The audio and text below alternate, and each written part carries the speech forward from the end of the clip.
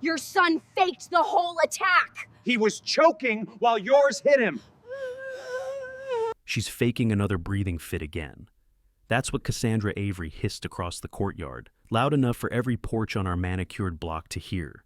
Her tone wasn't concerned, it was smug, almost triumphant, like she'd finally caught us breaking some unspoken rule of her kingdom. And before I could even get to Lucas with his inhaler, her teenage son shoved him hard, right in the middle of his visible asthma flare. "Control your child," the clipboard queen barked, heels clicking toward us like judgment sharpened into footsteps. Lucas gasped, wide-eyed, fingers clawing his chest, lips paling faster than I'd ever seen in our 9 years of battling attacks. You don't forget the sound a child makes when air stops belonging to them. You don't forget it, and you don't forgive anyone who causes it. "You just triggered a medical emergency," I snapped, lunging toward my son. Cassandra smirked like I'd just handed her paperwork late. "Maybe consider moving somewhere more appropriate, Dr. Hart." She said my title like an insult. She didn't know my sister's EMS division body cams were active today. If you've ever watched someone you love suffocate while a bully calls them dramatic, hit Susby Scribe now. "Hit that inhaler now," I whispered, steadying Lucas's trembling hands. But his airway was closing too fast. I could hear the stridor rising, the distant wheeze that meant I might need epinephrine, oxygen, maybe even an ambulance. "Don't overreact," the officer of rules shrugged, folding her arms like this was a playground theatrics display she had mastered. Her son stood behind her, unbothered, almost proud. Here's the stop-scroll reversal she never expected. I treat respiratory emergencies for a living. I've intubated children inside burning vehicles and stabilized collapsed lungs during wildfire evacuations. I knew exactly how to document an inflicted medical crisis, especially when my EMS lieutenant sister could literally see this unfolding through a live body cam feed. If you've ever felt that burn in your chest when someone harms your child, but thinks you'll stay silent, stay here with me. This story isn't done teaching them who they just messed with. "My name's Michael Hart," I finally said, voice low, "and I teach emergency response protocols to the same field teams who approve ADA violation reports." I didn't need to raise my voice. I let the weight of my expertise sit there like a warning she refused to hear. Because the truth is, every time my son exhales during a flare, I remember the night we almost lost him at 6 years old. I remember carrying him through an ER hallway with his head slumped against my shoulder, thinking I'd never hear him laugh again. That memory didn't make me paranoid. It made me relentless. And Cassandra? The tyrant in heels thought asthma was just an excuse to get sympathy points. She actually rolled her eyes when Lucas coughed like oxygen was optional, like some children were too fragile for neighborhoods like ours. The inhaler, a simple plastic tube, became the battlefield symbol in that instant, because she wasn't just doubting his condition, she was denying his right to breathe without permission. "Your son pushed him," Sarah shouted, voice shaking with rage. Cassandra didn't even flinch. "He tripped," she said, arms crossing tighter. "You people dramatize everything. Maybe he shouldn't be outside if he's so delicate." That sentence cut deeper than any shove. I scooped Lucas up, feeling his breathing hitch against my chest. Sarah grabbed my arm, eyes filling. "Do something," she whispered. I already was. My sister texted, "I see everything. Bodycam live. Don't move." That's when Cassandra froze, not in fear, but calculation. The enforcer in Crimson wanted dominance, not truth. But she didn't know the law was literally watching her. And if Cassandra Avery thinks this story ends with her winning, she's about to find out what real intervention looks like, and who's already coming. I didn't make it 10 steps toward the house before Cassandra Avery called out, "Dr. Hart, don't walk away. We're not finished." That false authority in her voice, the same tone she used when handing out fines like candy, made me stop just long enough to turn. Lucas clung to my shirt, still wheezing, eyes watering from the struggle to breathe. "You assaulted my son through your negligence," I said. "We're beyond finished." The clipboard queen tilted her head, lips curving into that familiar condescending half-smile. "Your child fell. You're exaggerating again." Again, as if our entire life was some dramatic performance crafted just to inconvenience her. Behind her, her teenage son hovered with hands shoved into his pockets, glancing everywhere but at us. He knew what he'd done. He also knew his mother believed she could erase anything with paperwork, intimidation, or her twisted version of community image. Sarah whispered beside me, "Michael, look." She pointed toward the sidewalk where two neighbors, Samira Trent and old Mr. Halverson, stood frozen, pretending to trim bushes or check mail while watching the scene unfold with wide, anxious eyes. Cassandra saw them too. "Everyone back inside," the officer of rules snapped. "This is private HOA business." No one moved. She hated that. I shifted Lucas's weight in my arms, feeling the subtle tremors in his ribs. This wasn't over. Not the attack, not the flare, not the looming consequences Cassandra didn't yet realize were barreling toward her. Officer Cruz's patrol cruiser turned the corner, then, slow but deliberate, lights off. The moment Cassandra noticed, she straightened like a puppet pulled by invisible strings. "Finally," she said under her breath, smoothing her blouse, stepping forward as if welcoming royalty. Lie. She wasn't glad police arrived. She was relieved because she believed she could manipulate the narrative before I had the chance to speak. "Officer Cruz," she called out, waving her arm. "Over here. There's been a disturbance caused by this family again." Again. The board's favorite word. Officer Cruz stepped out, eyes narrowing at the sight of a coughing child clinging to his father. Her gaze flicked between us, then to Cassandra, and I saw the exact moment she realized the tyrant in heels wasn't reporting a crime, she was covering one. "What happened?" she asked. Her attention went straight to Lucas, professional instinct. That alone made Cassandra bristle. "My son was attacked," I answered, "during a medical flare." "It wasn't an attack," Cassandra cut in. "His collapsing was an asthma emergency," I finished quietly. "My field." Officer Cruz's eyes sharpened. "Does he have his inhaler?" I nodded. "Used it. He's still retracting." Cruz didn't hide her concern. "He needs monitoring. Do you want EMS?" Sarah squeezed my arm. "Michael, maybe..." But that was the moment my phone buzzed. Andrea. Bodycam recording saved. Sending clipped footage now. My sister never sent clipped footage unless something serious had been captured. Adrenaline shot through me. "Is that relevant?" the enforcer in crimson asked sharply, noticing my expression. Her tone wasn't curiosity. It was fear bleeding through arrogance. "You'll know in a minute," I said. Still holding Lucas, I played the file. Officer Cruz leaned in. Cassandra hesitated but didn't dare walk away. Control requires presence. The footage showed Lucas gasping, Cassandra's son shoving him, Lucas collapsing, Cassandra smirking, Sarah screaming his name, me running toward him. It ended with Cassandra saying, "Don't overreact. He's fine." Not a single frame supported her narrative. Not one. Officer Cruz went still. Then her stare locked onto Cassandra with a weight that made the entire street exhale. "Ms. Avery," she said slowly, "you didn't mention any of this in your call." Cassandra's cheeks blanched. Well, your footage doesn't show context." "The context," Cruz said, "is a child experiencing medical distress while being shoved to the ground, and you minimizing it." Neighbors stepped closer, silent witnesses awakening.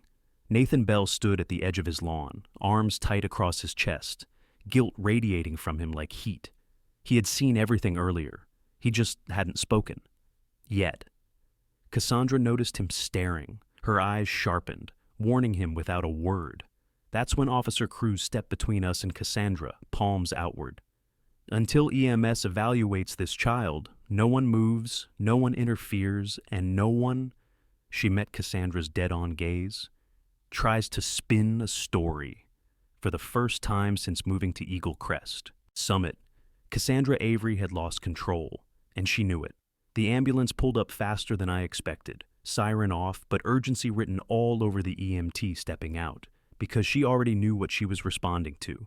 Andrea moved with purpose, scanning Lucas first, her gloved hand gently lifting his chin. "She watched this live," I murmured to Officer Cruz.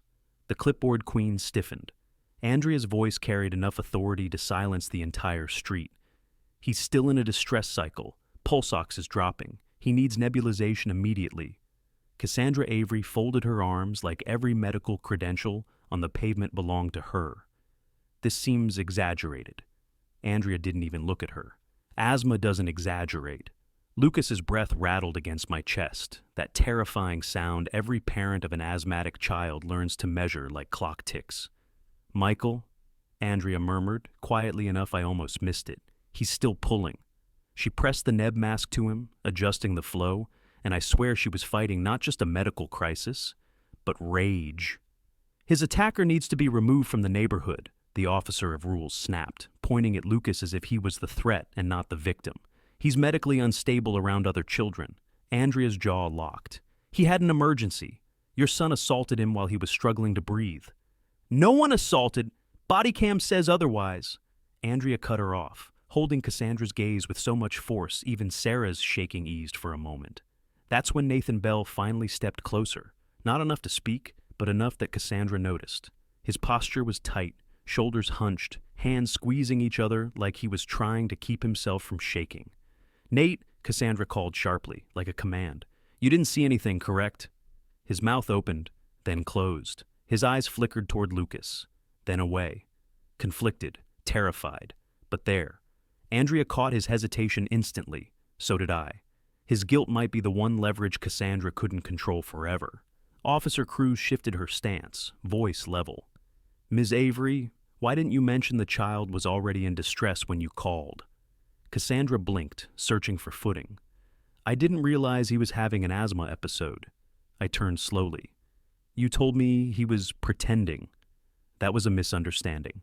No, it was negligence, Andrea replied. Silence rippled through the neighbors like a cold wind. Cassandra hated silence more than confrontation. It meant no one agreed with her, even in performance. Sarah's voice broke through. She told me children like Luke don't belong here. She laughed. Cassandra spun to her. That's ridiculous. I was merely explaining the HOA's liability concerns. Liability? Sarah choked. He could have died. Andrea compressed Lucas's nebbies, masked gently. He was on the edge. 1 more minute without treatment. Cruz looked at Cassandra sharply. Do you understand the seriousness? Cassandra lifted her chin, forcing composure. You have no authority over HOA disciplinary matters. That child is a risk. Officer Cruz blinked hard, disbelief shifting into visible anger. A risk? He's a child having a life-threatening medical event. The tension thickened, pressing down on all of us, until the sound of a heavy door opening next door snapped every head around. Nathan stepped out, fully. He swallowed, voice barely louder than a whisper. I saw him push Luke. His face went pale. I saw everything. Cassandra's stare sliced him raw. Nathan, think carefully. I am thinking, he murmured, eyes glued to Lucas. I didn't know it was that bad. Andrea's shoulders eased. Sarah trembled. I felt something small shift, power flickering away from Cassandra and toward truth. But Cassandra wasn't done. She leaned in, eyes cold enough to burn. Nathan Bell has a history of exaggeration and personal issues. He's not credible. Nathan flinched as if slapped. That was Cassandra's power, humiliation as weapon. But for the first time, it didn't land clean. Not with Officer Cruz watching. Not with Andrea's body cam proof. Because someone, finally, was choosing to stand. And Cassandra Avery realized her grip on silence was starting to crack. Nathan's quiet confession didn't end anything. If anything, it lit a fuse under the officer of rules. Cassandra Avery wasted 0 time. Before Andrea even packed up her medical kit, I saw Cassandra pulling out her phone, whispering furiously into it, eyes darting back at us like she was coordinating a tactical response rather than dealing with a medical emergency she caused.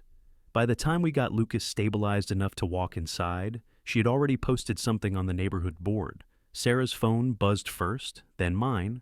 A notification headline flashed across every neighbor app group we were forced to be part of. Medical instability threat, possible danger to neighboring children. With a picture of my son, barely conscious on the ground. My blood went cold. I stormed back out the door before Sarah could stop me. You posted my minor child's medical emergency online? The clipboard queen didn't even blink. The community needs transparency. That's HIPAA violation adjacent and malicious, I snapped. Her lips curled. It's safety protocol. Andrea stepped forward, voice sharp as broken glass. "Remove that post right now." Cassandra gestured toward her phone calmly. "Board policy states I can notify residents of potential threats." "He's a child who couldn't breathe," Sarah cried, voice shredding itself. Cassandra's eyes slid to her shoes, unfazed. "Then maybe a gated community with active children is the wrong environment for severely compromised individuals." Andrea stared like she might rip the phone from her hand. "You're interfering with emergency medical treatment and public privacy." Officer Cruz looked ready to explode. "Ma'am, I need you to delete that immediately." Cassandra crossed her arms like armor. "You're here in a civil capacity. This is HOA internal risk communication." Nathan stood frozen on his lawn, shame rolling off him in waves. He seemed smaller under Cassandra's shadow, guilt eating him alive. "Honey," I said quietly, leaning toward Sarah, "take Luke inside. Keep him calm." Sarah nodded, guiding our shaky son back through the front door, clutching him like he might disappear. Andrea stayed rooted to the driveway. "She's escalating." "Yeah," I exhaled. "She's trying to rewrite the narrative." Officer Cruz stepped closer to Cassandra. "False reporting and weaponized social posts are crimes when they create community panic." Cassandra's expression sharpened. "Officer, this doesn't concern law enforcement." "It does now." The enforcer in crimson turned away, tapping her screen like erasing us from her view. "You'll be hearing from the Homeowners Association Legal Committee." I shot back. "And you will be hearing from ADA representation. You endangered a medically fragile minor."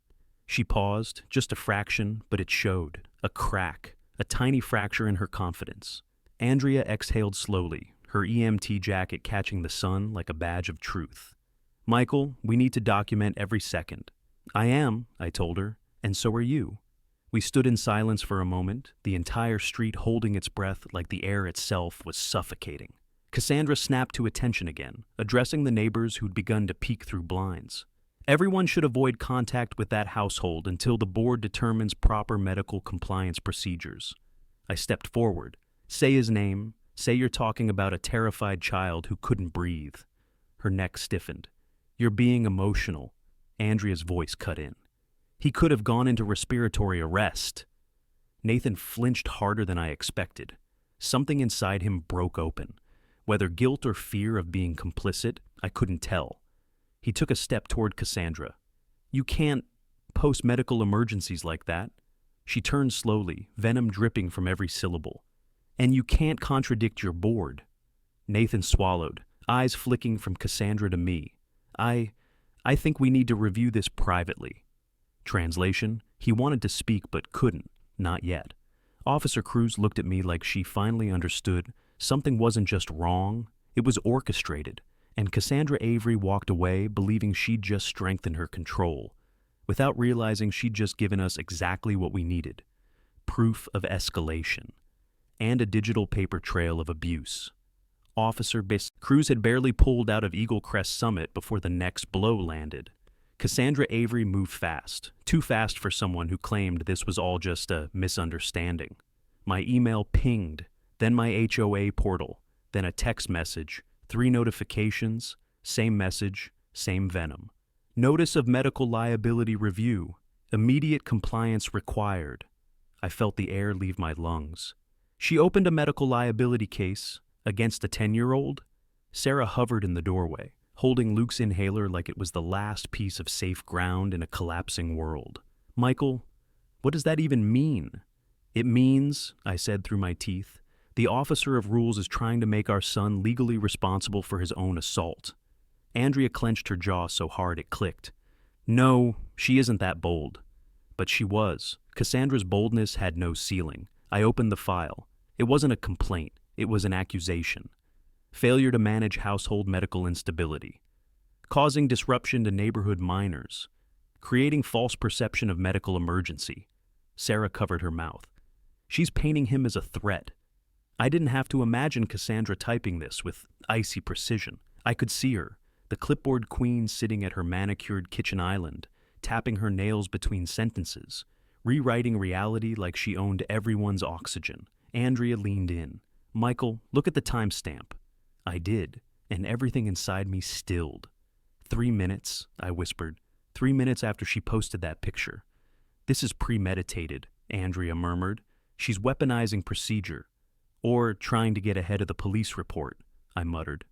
Before we could process further, Nathan appeared at our porch. He looked like a man walking into a storm he wasn't sure he'd walk out of. His hands shook when he lifted the printed HOA notice. She made me deliver this. She said it had to be formal. Andrea's eyes narrowed. You okay? Nathan swallowed hard. No. He shifted on his feet, glancing at the windows where the enforcer in crimson might be watching from behind a perfectly ironed curtain. I saw what her son did, he said quietly. I saw Luke trying to breathe, and now she wants me to sign off on a statement that he initiated the incident. Sarah's face crumpled. How could she expect anyone to sign that? Nathan rubbed his wrist, a nervous habit I'd never noticed until now. She said it would be unfortunate if my own compliance record came up for review. I stepped closer.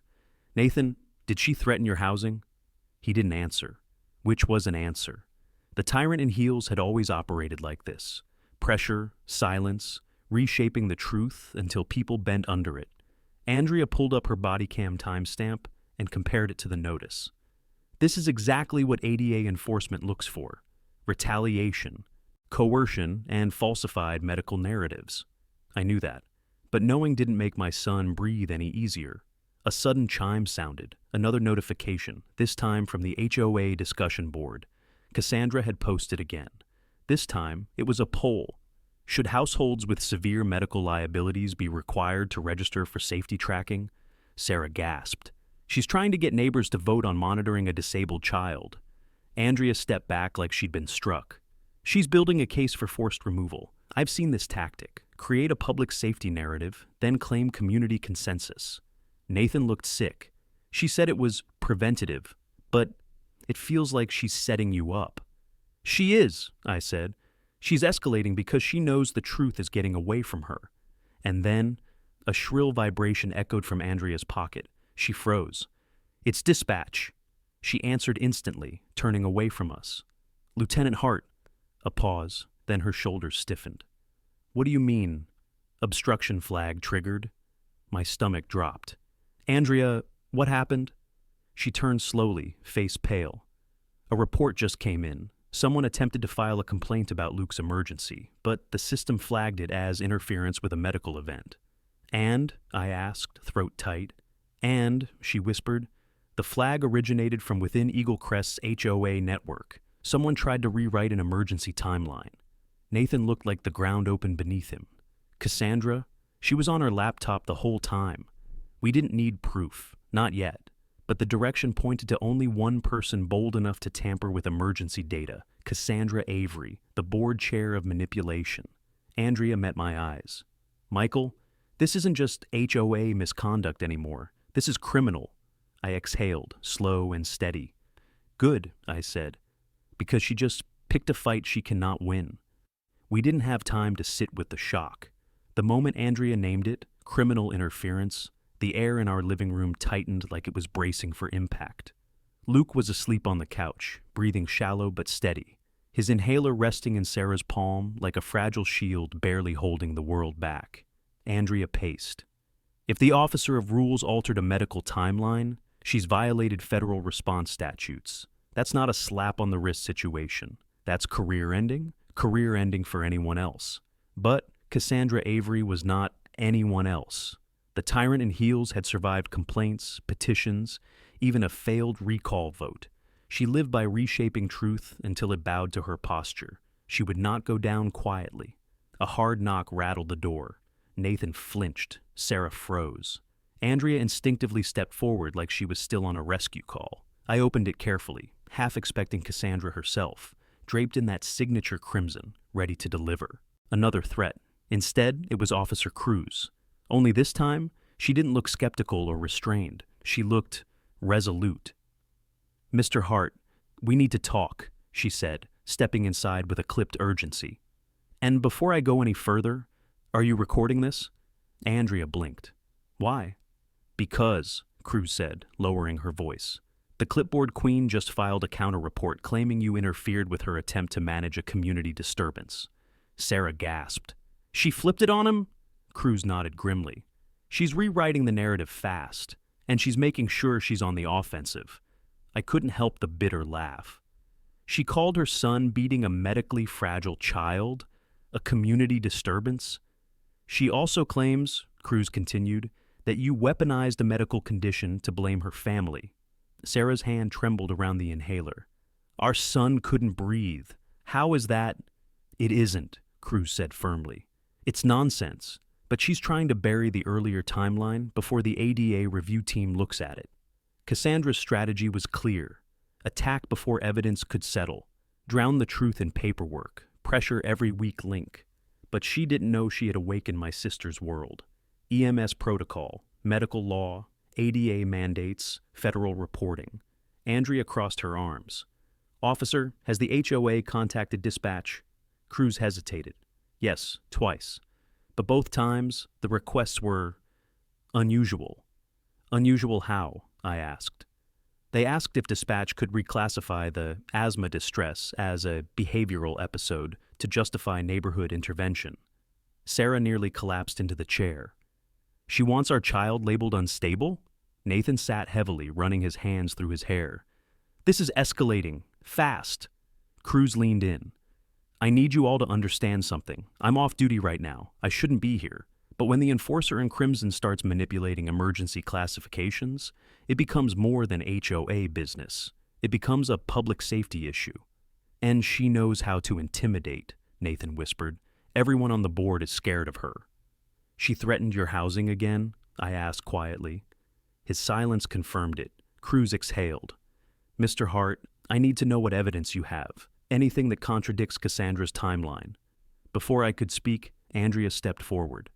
I have live access footage from a medic's test body cam. It captured Luke's breathing distress and the moment her son hit him. It has synced timestamps with dispatch records. Cruz's eyes widened. Body cam footage from the actual incident window? Yes, Andrea confirmed. And it's already archived, untouched. For the first time since stepping into Eagle Crest Summit, Officer Cruz looked hopeful. Then she's in deeper trouble than she realizes. Before we could breathe, the HOA message board pinged again on my phone. Another announcement from Cassandra. Emergency board meeting, discussion of unstable households and community protection measures. Scheduled in 2 hours. Andrea's expression went cold. She's trying to publicly condemn your family before the police can intervene. Nathan swallowed. She'll make the neighbors choose a side, and they're terrified of her. Sarah gripped my hand. Michael, what do we do? I stood. We go to that meeting. Andrea nodded. And we bring the truth. Nathan hesitated.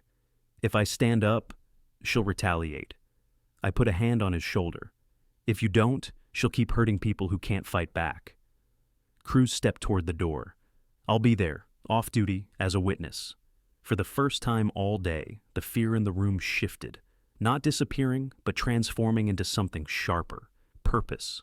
Cassandra wants a public stage, I said. Then she's about to get one.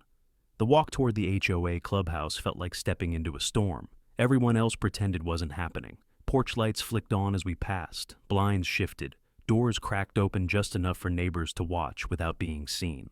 Word had traveled fast. Cassandra Avery wanted a spectacle. And Eagle Crest Summit was ready to witness the fallout. Nathan walked beside me, shoulders tight, eyes fixed ahead.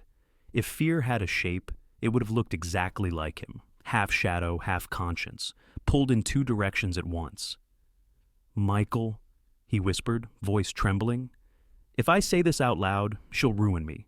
She's done it before to others. I stopped long enough to look him in the eye.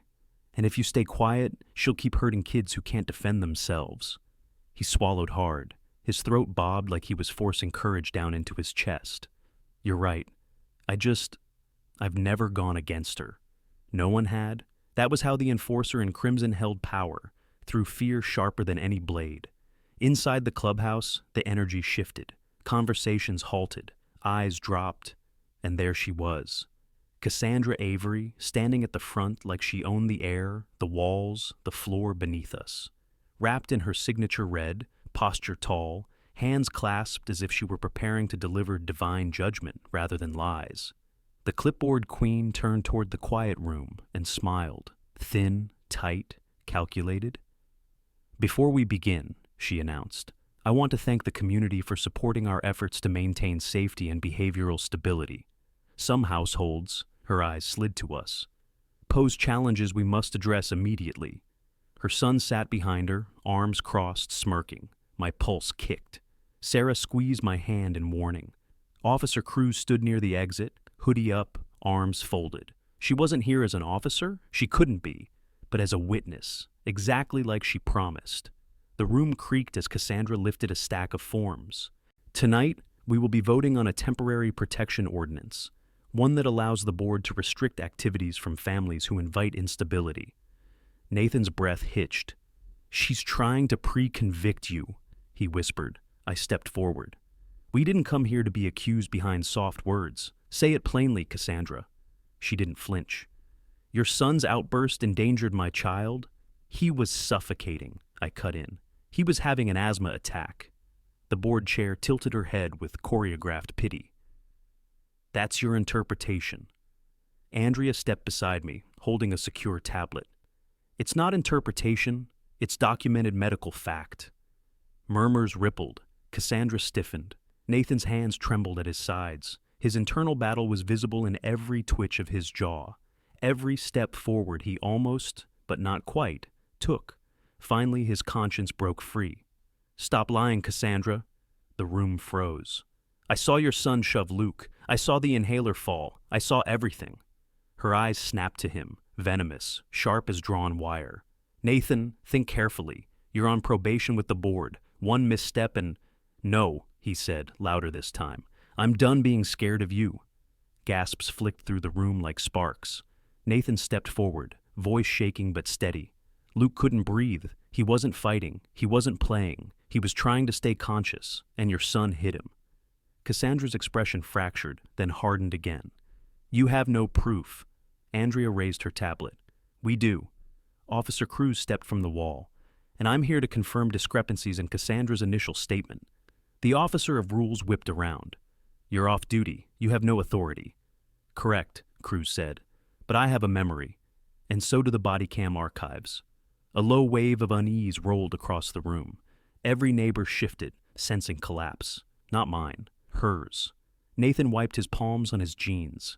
I don't want trouble, but I can't stay silent while a child gets blamed for almost dying. His voice cracked.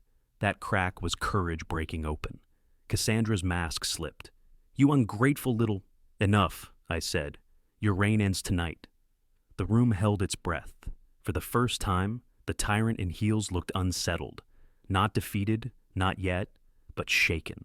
And in that tiny fracture, hope entered the room. The clubhouse emptied in fragments, neighbors leaving in clusters, whispering like the truth itself had startled them awake. But Cassandra Avery didn't leave. The clipboard queen stood rooted at the front of the room, hands gripping her folder so tightly the plastic bowed. Her son hovered behind her, jaw clenched, eyes darting between us and the exit. Sarah exhaled shakily. What now? Now, I said quietly. We build the case she can't wiggle out of. Because tonight wasn't the victory. Tonight was the breach in the dam. The flood still had to come. Officer Cruz walked over, lowering her voice. Michael, she's going to retaliate. Hard. People like her don't crumble. They lash out until real authority steps in. Good, I said. Exactly who I'm calling in. But before we could leave, the enforcer in crimson strode toward us, heels cracking through the silence like threat signals. You think tonight meant anything? She hissed, her voice low and venom glazed. One frightened treasurer and an off-duty officer don't topple my board. I stepped between her and my wife. We're not trying to topple anything. We're trying to protect a child you endangered. She smiled, sharp, brittle. Your son should never have been outside. His medical fragility is your burden, not ours. I felt the air shift, every muscle in my body tightening. Luke isn't a burden. He's a human being, something you seem incapable of recognizing. The tyrant in heels leaned closer. Let me be very clear, Dr. Hart. I will not allow your family's emotional drama to destabilize Eagle Crest Summit. If you pursue this, I'll classify your son as a liability occupant. I'll file for immediate review. Sarah inhaled sharply. You can't... Oh, I can. Her smile widened. and I will. By tomorrow morning.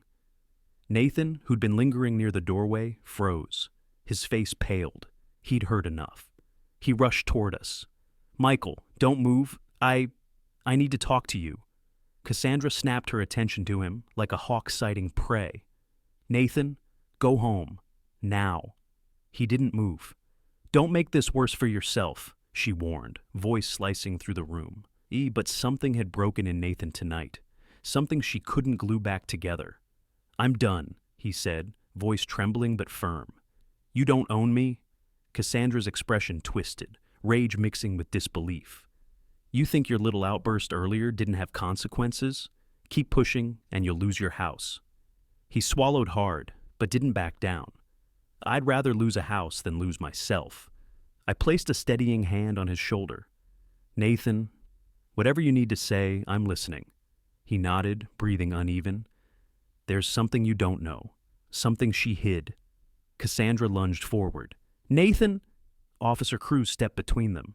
Touch him and I'll arrest you for harassment, off duty or not. The officer of rules recoiled, but didn't retreat. She glared at Cruz, then at me, then at her son, who was shrinking under the weight of her unraveling control. Nathan dragged in a shaky breath. Michael, the HOA never filed the behavioral incident logs for Cassandra's son. There are 6 of them, all involving aggression, all sealed by Cassandra. Sarah gasped softly. He continued, voice cracking. I saw the drafts, each one removed, each one replaced with a medical instability note, blaming other kids. Cassandra snapped, Stop talking, Nathan. But he didn't. And the day Luke was hurt, he whispered, Cassandra told me to erase the draft before the board could see it. She said your son was too delicate to count. Sarah covered her mouth. My pulse hammered in my ears. This was bigger than neglect. This was systemic cover-up. The clipboard queen slammed her folder shut. None of this is admissible. He's an unstable witness. He's the treasurer, I said coldly, and he just confirmed intent to conceal harm involving a disabled child. Cassandra's eyes darted wildly, calculating escape routes, but there were none. She'd trapped herself with her arrogance. I turned to Nathan. Will you testify to this, on record, to EMS oversight? He hesitated, then nodded. I will. I can't keep helping her hurt people. It felt like the room exhaled for the first time all night. Cassandra glared at all of us, fury blazing. Enjoy your fantasy, she spat, because when the board meets tomorrow, none of you will have any authority left. But her voice wavered. The tyrant in heels was no longer untouchable. She knew it. We knew it. And tomorrow? Tomorrow she'd learn what real authority looked like. By the time we stepped out into the cool night air, the clubhouse lights flicking behind us, I felt the weight of what Nathan had admitted pressing against my ribs. Cover-ups, erased reports, a pattern of aggression Cassandra Avery had intentionally buried. The clipboard queen didn't just break rules. She engineered an entire system to protect her son at the cost of every vulnerable child in Eagle Crest Summit. Sarah gripped my arm. Michael, she'll come after us. You know that. I'm counting on it, I said, unlocking the car. Because retaliation is exactly what oversight agencies look for. Before we could drive off, headlights swung into the lot, fast. A black SUV glided to a stop, and Cassandra stepped out, heels slicing the pavement like she owned every inch of it. Her son remained inside, shadowed behind tinted glass. The enforcer in crimson marched toward us, chin angled like she was inspecting troops. You think tonight's little rebellion will stand? She snapped. My board will never accept falsified accusations. Nothing was falsified, I said, but a lot was erased. She ignored that. Your wife's emotional display was inappropriate. And your treasurer friend? He won't hold up under pressure. Nathan, who'd walked out with us, stiffened. Stop underestimating me. Cassandra's smile sharpened. Oh, Nathan, integrity doesn't suit you. You'll fold by morning. Officer Cruz, still nearby, taking statements, turned sharply. Ma'am, that sounds like intimidation. Cassandra pivoted, smile wide and poisonous. Officer Cruz, you're off duty. This is a community matter, not law enforcement. Threats are still threats, Cruz said calmly. The tyrant in heels bristled. I don't make threats, I make decisions. I stepped forward. And today, you made one you can't undo. For the first time, something flickered in her expression. Fear? No. Recognition. She finally realized she'd underestimated the wrong man. She swung back toward her SUV, but paused. By sunrise, you'll receive your compliance hearing notice. And once the board votes, your family's residency status will be reviewed. Sarah flinched. Reviewed? For what? Cassandra's eyes glittered. For bringing a medically unstable child into a shared environment. It violates community risk regulations. I didn't raise my voice. I didn't need to. Luke is protected under ADA law. You're breaking federal statutes, Cassandra. She stiffened, but only for a millisecond. Then she pivoted with a cruel chuckle. We'll see whose law prevails. Her SUV roared away, leaving the asphalt trembling. Nathan swallowed hard. She's really going to do it. She just gave me the last piece I needed, I said. Retaliation, documented, and witnessed. What now? Sarah whispered. I checked my phone. One unread message, my sister. Andrea. Bodycam sync pulled. You need to see this. It's worse than you think. My stomach dropped. We're going to the station. Nathan shifted nervously. Should I come? You're part of this now, I said. If you're ready. He nodded slowly. I'm ready. At the EMS command station, Andrea met us outside the glass doors. Lieutenant posture, but eyes full of worry. You okay? I asked. No. She motioned for us to follow. Michael, you didn't just witness an assault. You witnessed interference during a medical emergency. Inside, she pulled up the footage on the main screen. There it was. Body cam angle, Luke on the pavement, chest heaving, wheezing, hands trembling around his inhaler, and Cassandra's son shoving him down again. But the real horror? Cassandra, the officer of rules herself, in the corner of the footage, blocking a responding medic from stepping forward. Andrea froze it. She physically delayed emergency aid for over 12 seconds. That alone qualifies as a criminal obstruction. Sarah covered her mouth, eyes filling with tears. 12 seconds? During an asthma attack? Andrea nodded grimly, and she told the medic, he's faking it, treat someone who actually needs help. It's on audio. Nathan's face drained. He sat heavily. My God, I didn't know. I stepped closer to the screen, pulse pounding. What happens next? Andrea looked at me with the composure of someone who'd fought these battles before. This is now beyond HOA politics. This is ADA interference, emergency obstruction, and child endangerment. Michael, the State Medical Board, and ADA Enforcement Division will be involved by morning. Sarah reached for my hand. Does that mean she can't touch us anymore? I squeezed her fingers. It means, for the first time, she's the one cornered. Nathan exhaled shakily. Then tomorrow, everything changes. I looked at the frozen frame, Cassandra's hand blocking aid, her son standing over mine, and felt something in me settle into place. Resolve. Tomorrow wasn't just a confrontation. It was reckoning. Morning didn't rise gently over Eagle Crest Summit. It cracked open like a verdict. My phone buzzed nonstop with notifications. Hearing notices, compliance warnings, board alerts. Cassandra Avery must have worked through the night, firing every HOA weapon she had left before outside authorities could touch her. But she didn't know her time was already up. As Sarah helped Luke with breakfast, I slipped into my office and pulled up Andrea's encrypted message. The full footage package had been finalized. Body cam angle, medic statement, timestamp logs, obstruction markers. Every second was damning. Every frame confirmed what she, the tyrant in heels, had done. Nathan met me at my front porch exactly at 9, suit rumpled, eyes red but determined. The board meeting starts in 30. She's going to try to remove you before the state gets here. Then we'll make sure she never gets another chance. We walk toward the clubhouse, neighbors quietly watching from doorways and sidewalks, whispers trailing behind us, fear, rumors, curiosity, and something new, expectation. Inside the clubhouse, the air was thick. Paperwork spread across the long table, board members stiff in their seats, and at the head of the room sat the board chair, Cassandra herself, dressed in a deep red blazer like she was going to war. She didn't look at me when I entered. She waited.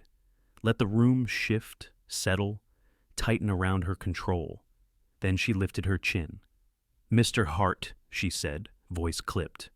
"You're here to address 3 violations: failure to maintain a safe community environment, creating medical disruption within shared spaces, and filing false claims against a minor." I pulled the folder from my bag and set it on the table without a word. Her eyes narrowed. "We are not accepting additional statements." "This isn't a statement," I said. "It's evidence." A murmur rippled through the room. Cassandra straightened like a threatened predator. "Evidence of what?" "Your misconduct," I replied, "and your obstruction of emergency aid." Her smile twitched at the edges, still present but weakening. "You're mistaken. The board reviewed the incident. Your son simply had a behavioral moment. The situation escalated because of you, not because of anyone else."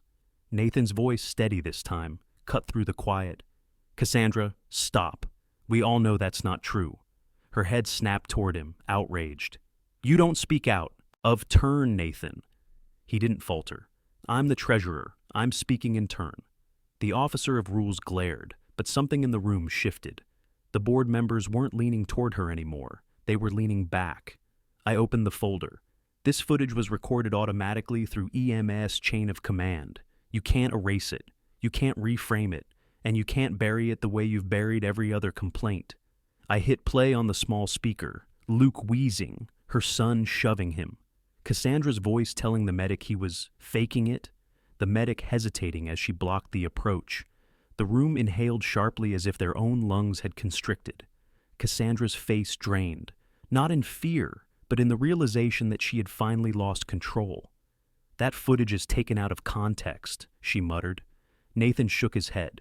"It's not. I saw the whole thing that day. I should have spoken, and I'm speaking now."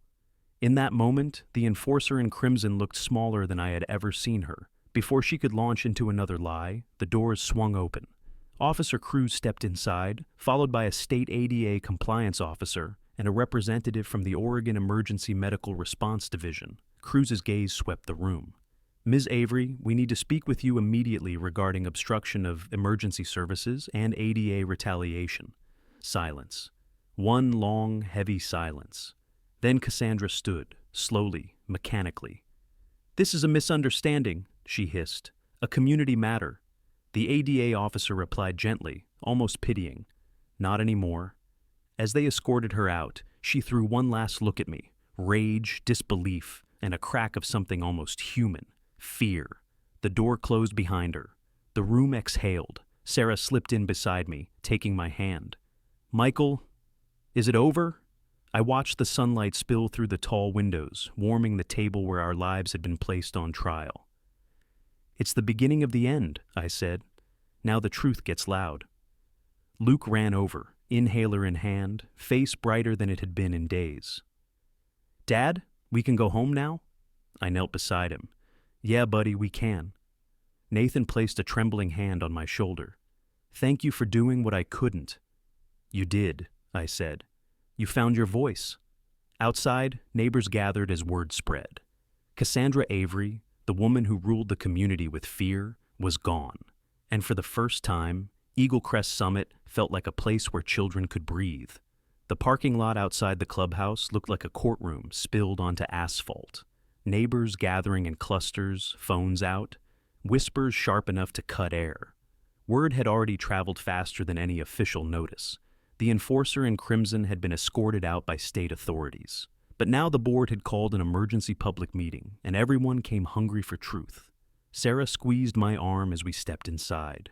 Luke clutched his inhaler, sticking close to her side. He didn't say it, but I could feel it. He wanted this room to feel safe again. Inside, every chair was filled. People lined the walls. The microphone at the front trembled slightly under the weight of 1,000 unspoken grievances. And although Cassandra Avery herself was no longer permitted to attend, her presence sat in the air like a ghost. HOA President Harold Munn stood stiffly at the podium, sweat beaded at his temple. He cleared his throat 4 times before speaking. "We are here," he began, voice cracking, "to address allegations brought against our compliance director, Cassandra Avery." Murmurs, shifts in seats. A woman near the aisle whispered, She nearly killed that boy. Another muttered, I knew something was wrong with her methods. Harold swallowed. We ask that the community remains respectful. A voice cut through the room like a blade. Respect went out the window when the clipboard queen attacked a child. Heads turned. It was Samira Trent, quiet, observant, always watching, not quiet today. Harold fumbled his papers. Let's, please, maintain order. I stepped forward, feeling the room tilt toward me. Not with pressure, with trust. Order isn't the problem, I said where everyone could hear. Truth is. The room quieted instantly. Harold gestured stiffly to the podium. Mr. Hart, you can address the community. I walked up. The microphone felt cold in my hand.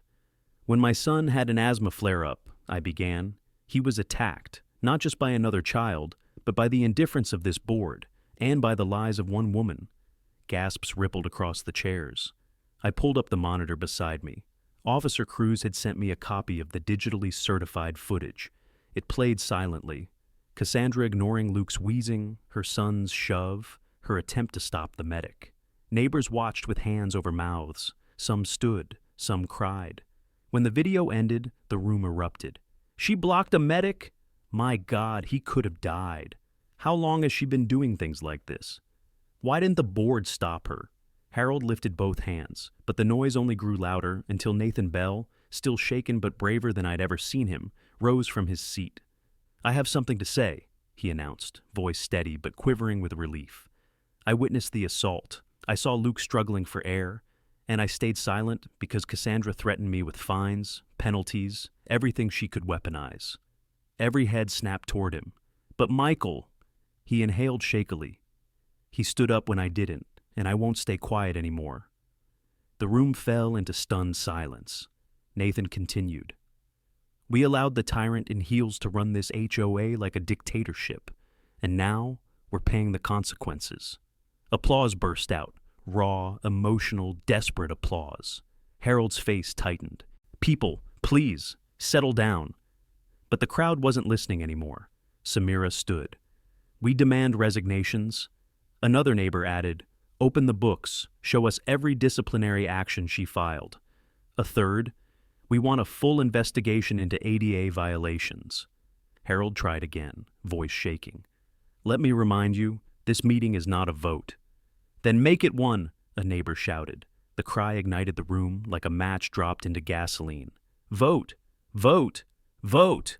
Harold looked overwhelmed, drowning in a sea of accountability he'd never expected to face. Officer Cruz entered then, flanked by the ADA representative. The crowd parted instinctively. Cruz addressed the board directly. Until the investigation concludes, Cassandra Avery is suspended from all HOA involvement. The ADA will be reviewing your internal policies for compliance failures. That was the final fracture. Harold sank into his chair. I stepped back from the podium, breathing deeply as Luke held my hand. Cruz approached me quietly. You did the right thing today. I looked out across Eagle Crest Summit, once silent under Cassandra's rule, now roaring with truth. This wasn't justice, I said softly. It was the beginning of it. The room erupted again, not in chaos this time, but in unity. Neighbors who once feared speaking now raised their voices. Families who felt intimidated now stood tall. A community once ruled by control finally breathed with us. Luke tugged my sleeve. Dad, does this mean she can't hurt anyone else now? I knelt to him. It means she can't hurt you again. And that's enough for me. Above us, the microphone buzzed faintly, like the last whisper of an old regime collapsing. Tomorrow would bring consequences. Tonight brought freedom. The clubhouse emptied slowly, neighbors drifting out in tight clusters, some whispering, some shaken, some finally breathing for the first time in years. The uprising that shattered the room was still vibrating in the walls. But I stayed behind with Sarah and Luke, letting the dust of the night settle before facing whatever came next. Officer Cruz approached us first. The ADA rep will file immediate injunctions, she said. Given the evidence and your sister's documentation, you should expect swift action. Cassandra Avery won't be allowed within 50 feet of any HOA enforcement duty. Hearing her name, Cassandra Avery, the architect of so much cruelty, still made my jaw tighten. She had dragged this community through fear, disguised control as structure, weaponized rules against children, and bullied anyone who dared question her. Tonight, though, something cracked, not just her influence, the silence she thrived on. Cruz handed me a printed notice. For your records and... Michael? Yeah? You set a precedent here. Don't underestimate that. Sarah leaned against me, exhausted, relieved, wounded, and healing all at once. Luke held her hand, inhaler tucked safely in his pocket. Even now, he kept checking it, thumb brushing the surface like it was a shield. And maybe it was. In a way, it had become the symbol of everything Cassandra refused to respect. As we stepped out into the cool night, porch lights flickered on across Eagle Crest Summit, illuminating faces watching from doorways. Faces that used to avert their eyes, too afraid to speak. Tonight, those same neighbors nodded at us with something like gratitude or courage, or both. Nathan Bell jogged up to us, breathless. Michael, I just wanted to say, you don't owe me anything, I told him. He shook his head. I owed your son everything. I'm sorry it took me this long. He wasn't the only one who carried guilt. You could see it in the way others lingered on sidewalks, stuck between apology and awakening. That's how tyranny worked. It made people believe their silence kept them safe, until someone showed them otherwise. A black SUV rolled into the neighborhood then, unmarked but unmistakably official. 2 ADA compliance officers stepped out, clipboards in hand. Behind them came a state disability rights investigator. And then, in a moment I'll never forget, the clipboard queen herself, escorted between 2 deputies, wrists cuffed in front, her perfect posture finally cracked. Gasps swept the street.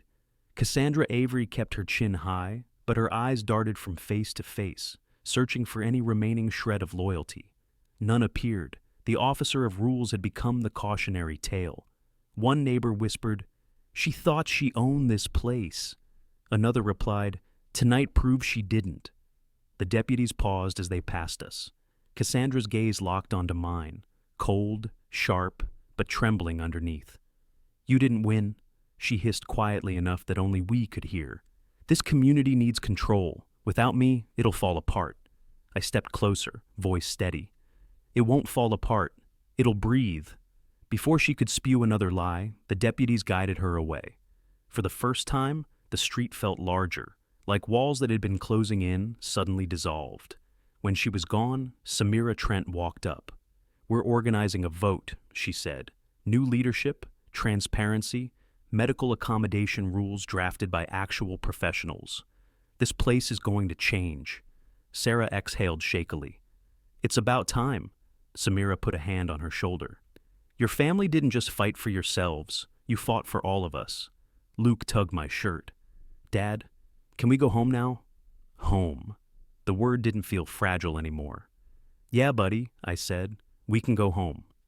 As we walked toward our house, neighbors stepped aside, giving us space like we were carrying something sacred. Maybe we were, proof that one voice backed by truth could dismantle a fortress built on intimidation. On our porch, Luke looked up at the sky. "Will she ever come back?" "No," I said, meaning every syllable. "Not to hurt you." He nodded once, satisfied. Sarah squeezed my hand. Inside, the house felt warm again, not shadowed by dread. I set Luke's inhaler on the counter, letting the small object carry the weight of this journey.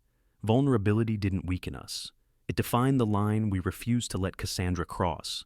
I turned to the viewer, the person who stayed through this entire fight. If you want more stories of homeowners standing up to HOA tyranny, hit subscribe right now, share your story in the comments, and let me know where you're watching from.